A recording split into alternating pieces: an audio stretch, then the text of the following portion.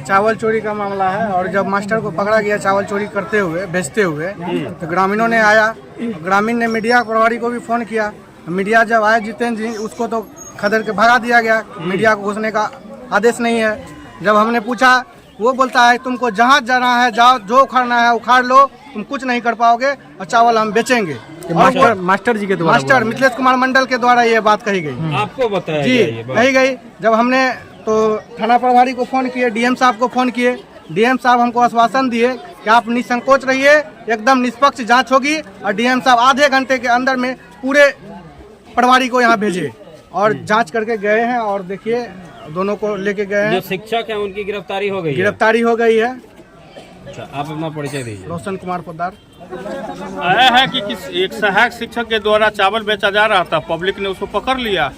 हमको सूचना हुई, हम आए, थाना भी आया, दोनों को पकड़ कर जेल में ले गया। लगभग कितने चावल की चोरी की? दो बोरा। 2 बोरा सर 4 बोरा है, 2 बोरा लेके चले गया। नहीं, आप हम तो 2 बोरा देते। शिक्षक का नाम सर? मिथिलेश कुमार प्रखंड शिक्षक है। और किनके द्वारा खरीदा जा रहा था सर? हाँ, रमेश कुमार भगत के द्वारा। सर ऐसा जो है और प्रखंड में और भी कई जगह पर सुनने के लिए मिलता है, तो ऐसे शिक्षकों को और वैसे व्यापारियों को आप क्या कुछ कहना चाहेंगे? अभी तो मेरे पीरियड में यह पहला विद्यालय है जहाँ चावल बेचा जा रहा है। और अगर ऐसा गलती कोई करते हुए पकड़े जाएंगे तो मेरे द्वारा निलंबित हो जाएंगे। तो निश्चित तौर पर कार्रवाई 110% कार्रवाई होगी, कानूनी कार्रवाई भी होगी। कानूनी कार्रवाई होगी। और वह टीचर जो यह है मिथिलेश कुमार, आज के बाद वह निलंबित हो गया, वो अपने कस्टडी में रहेगा।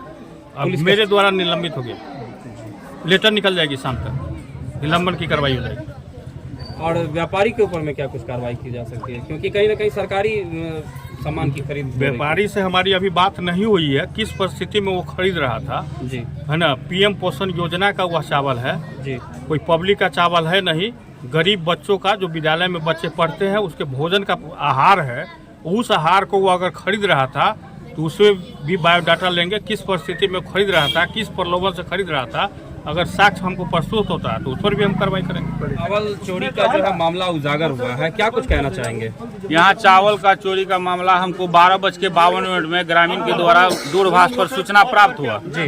हमने 10 मिनट के अंदर विद्यालय पहुँचा और जाँच किया, हुआ घटना सत्य पाया जी। ग्रामीण के द्वारा और क्रेता के द्वारा ये बताया गया कि मिथिलेश कुमार मंडल के द्वारा हमको चावल लेने के लिए बुलाया गया था। और ग्रामीण के द्वारा, क्रेता के द्वारा सभी से पूछताछ करने के बाद यह पता चला कि घटना सत्य है, जिसके विरुद्ध में जांच प्रतिवेदन हमने बना लिया है और वह अभी तुरंत उच्चाधिकारी को प्रेषित करेंगे और इस पर कठोर कार्रवाई होगी, ये निश्चित है। सुनने में आया कि पुलिस जो है उन्हें उठा करके ले जी, अभी उठा करके क्रेता को और सहायक शिक्षक दोनों को पुलिस ने ले गया है और शाम तक प्रखंड शिक्षा पदाधिकारी महोदय के द्वारा भी कठोर कार्रवाई होगी। सर अपना परिचय दीजिए। राजेश कुमार पोद्दार, प्रखंड साधन सेवी, मध्याह्न भोजन योजना कदवा। सर ऐसे में और भी जो जगह जगह पर चावल चोरी का मामला जो कहीं छिटपुट जगह सुनने के लिए मिलता है, तो ऐसे में क्या कहना चाहेंगे उन जी? अभी तक तो नहीं आया सर, ऐसा यदि प्रतीत होगा तो यही हद उस स्कूल के शिक्षक या क्रेता का भी होगा, ये निश्चित है सर। जी क्या कुछ मामला है आज यहाँ पर इस विद्यालय में? इस विद्यालय में मामला ये जानकारी पहले दूरभाष पे प्राप्त हुआ कि यहाँ चावल चोरी करके बेचा जा रहा है जी।